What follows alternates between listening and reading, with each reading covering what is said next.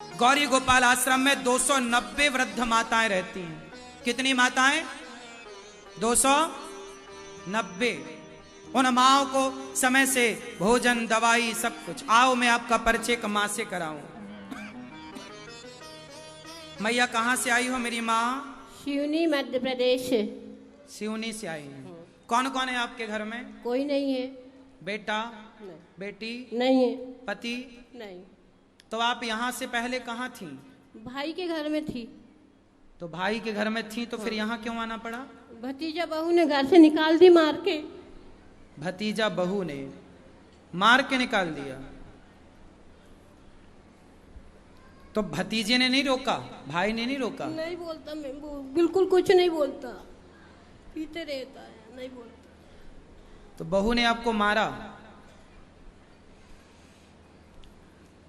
देखो आज समाज में सेवा के संस्कार जा रहे हैं। ये माँ के बेटा नहीं है, बेटी नहीं है, पति नहीं है, तो यदि हमारे परिवार में किसी का कोई नहीं है तो हम इंसानियत के नाते अपने परिवारी जनों का साथ दें। नहीं देना चाहिए क्या? बोलो। साथ बिल्कुल देना चाहिए। लेकिन जब साथ अपनी संतान नहीं देने को तैयार है कुछ, तो फिर भाई और भतीजा क्या साथ देगा? और बहू ने मार करके मैया को घर से निकाला, भतीजा बहू ने, और मैया यहाँ आई। मैया यहाँ गौरी गोपाल में आप कब से हैं? 2 साल से। इन 2 सालों में आपको यहाँ कोई तकलीफ हुई? नहीं, कोई तकलीफ नहीं। खाने को यहाँ मिलता है अच्छे से? हाँ, बराबर मिलता है। दवाई ववाई सब मिलती है। यहाँ खुश हैं आप? खुश है। किसी की याद आती है घर में? नहीं। फोन ऑन आता है किसी का? नहीं, एक भतीजी है, उसका आता है फोन। भतीजी? हाँ। भतीजी का नहीं आता? आता है, करती है। भतीजी करती है? हाँ।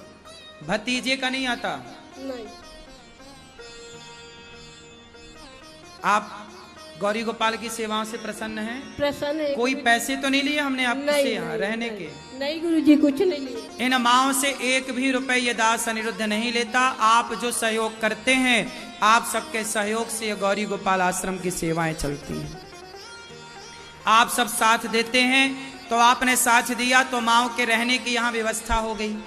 अभी माओं की और व्यवस्था हो, इसके लिए काम और चल रहा है। अभी 290 माओं की व्यवस्था हुई है और माताएं आती हैं, उनकी व्यवस्था भी बनाने में लगे हुए हैं। आप एक कमरा बनवा के दे दें, आप एक ईंट का, एक बोरी सीमेंट का, एक जरा सा आप आश्रम के निर्माण में सहयोग करेंगे ना, तो इन माओं को थोड़ा सहारा मिलेगा।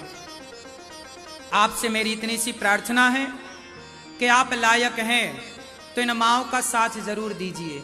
इनके अपनों ने जब सताया, निकाल दिया घर से, तो अब इनका कौन है? हम तो इंसानियत के नाते अपना कर्तव्य पूरा करते हैं। हम गृहस्थ हैं और गृहस्थ का धर्म होता है कि आपके द्वार पर कोई आ जाए तो आप उसकी मदद करें। क्यों? ये गृहस्थ का धर्म है कि नहीं? मैं अनिरुद्धाचार्य बाद में हूं, मैं एक गृहस्थ हूं, एक भारत का बच्चा हूं, और भारत की शिक्षा ने मुझे सिखाया है कि कोई भी तुम्हारे द्वार पर आए, उसकी सेवा करना, उसको भोजन देना, उसको छाया देना तुम्हारा धर्म है। हम तो केवल अपने एक इंसानियत के धर्म को निभा रहे हैं। और ये गौरी गोपाल ये वृद्धाश्रम नहीं है, ये माताओं का घर है। अब बताओ, आप सब बताओ, ये माँ जरूरतमंद है या नहीं? बोलो। अब ये समाज में कहां जाएं? कल को और बुढ़ापा आएगा, कहां रोटी मिलेगी? कौन देगा? कितने दिन तक देगा? भाई भौजाई ने, भाई भतीजों ने तो निकाल दिया। कोई कितने दिन रखेगा? कहां जाएंगी, कहां खाएंगी, कहां सोएंगी, क्या ओढ़ेंगी, क्या बिछाएंगी?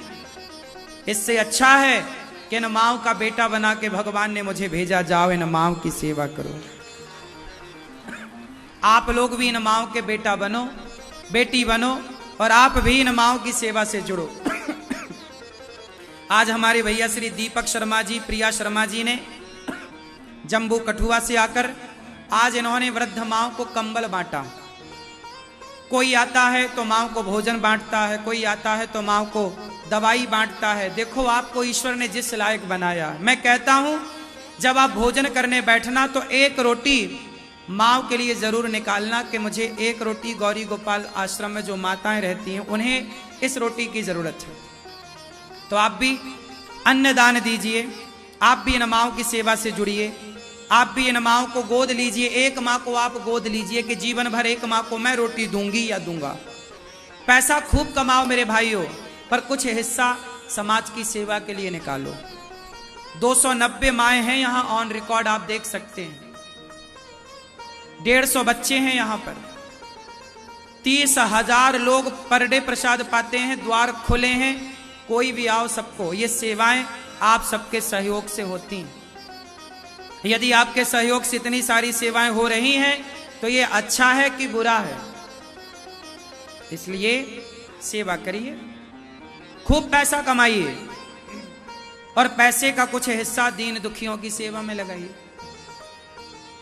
मैं सुबह से शाम तक काम करता हूं किसके लिए? कि ये माँओं की सेवा हो सके। हम तो कोई बिजनेस करते नहीं, व्यापार करते नहीं, आपको कथा सुनाते हैं। बचपन में भीख मांगते थे, भिक्षा मांगते थे, तो आज भी भिक्षा ही मांग रहे हैं कि आप देंगे तो माँ को रोटी मिलेगी।